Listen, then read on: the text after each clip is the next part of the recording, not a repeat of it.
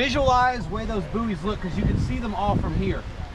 When you are out there in the water, you can only see this right here, right? But you can visualize what it looks like from here, right?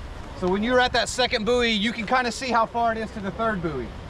But when you're out there, you won't really be able to see it all that well. Your perception of distance is skewed a little bit, right? But from here, I like to stand on the beach and just kind of get a bird's eye view and think and visualize when I'm out there in it, this is what it looks like, right? Because you can only see maybe 2 feet around you when you're actually in the water, okay?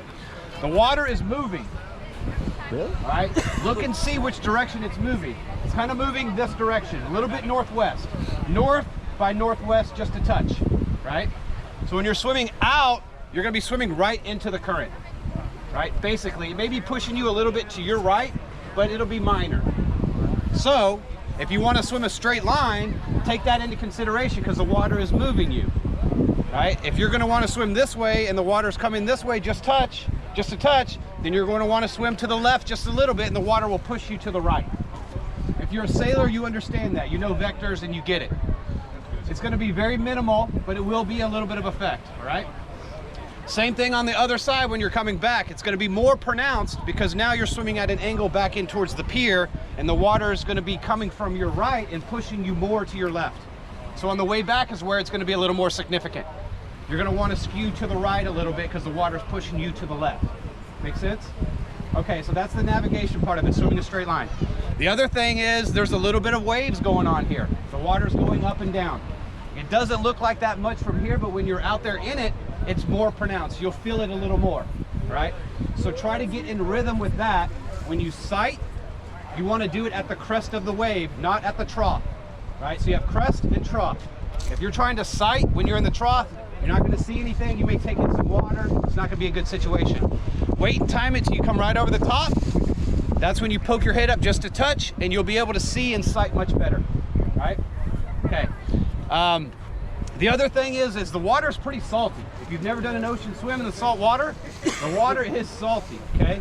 The good thing about that is it'll make you more buoyant. The bad thing is if you take a little bit of water in, it can upset your tummy and make you a little queasy, so be careful about that.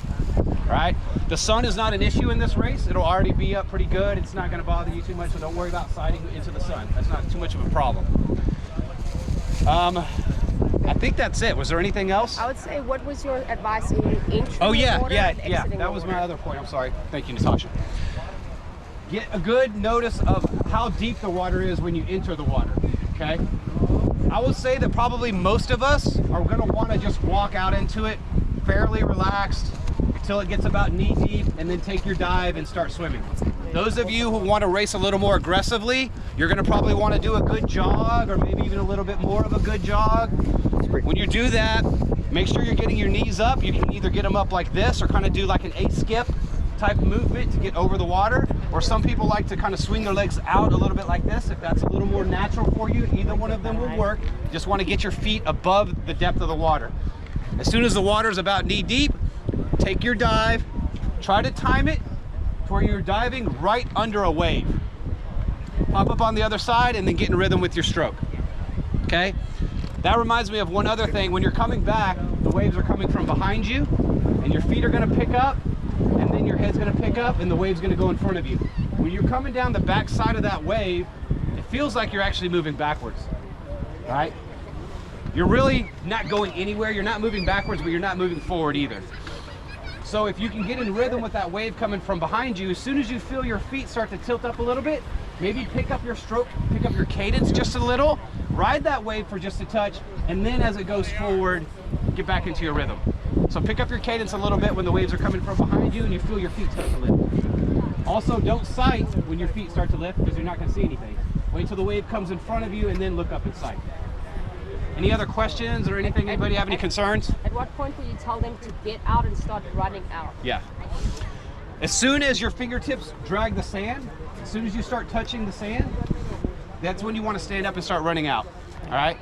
The other thing is that the waves are breaking closer to the shore. So when you're coming back in, you can kind of body surf a little bit on that wave and get a little momentum from the wave, push you in towards the beach. All right, that's a little bit tricky. Practice it today, see if you can catch a couple of those waves, and then if you can do that in the race, that's money right there, right? That's money. The The other thing that I want to say is you have to get out and run to do the second lap. When you're coming under the pier, some people will get right back in the water, right? And then you're jogging in ankle deep water to get back out to where it's deeper. I would suggest that you run along the beach a little bit further, then get into the water over here where it's a little deeper. So when you get over there by the pier, you'll see that it's really shallow, and you're gonna be jogging in ankle deep water for 25, 30 yards. I would rather run along the beach where there's no water, and then get into the water here, and you actually cut up a little bit of distance on the distance that you're gonna swim when you do that as well. Make sense? You can be either side of the yellows, right? Yes. Yes, as long as you go to the left of the turn buoys, right?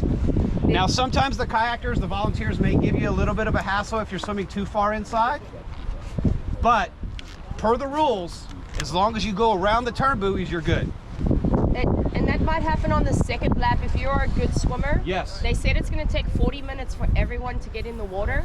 So that first group is going to be already on their second lap as people are still coming in. So your best plan of attack is to stay to the right on the inside of the yellow buoys, as everyone's going to be on the left of the buoys. And then just turn around the right. Okay. Good. Any questions? All right, let's do it.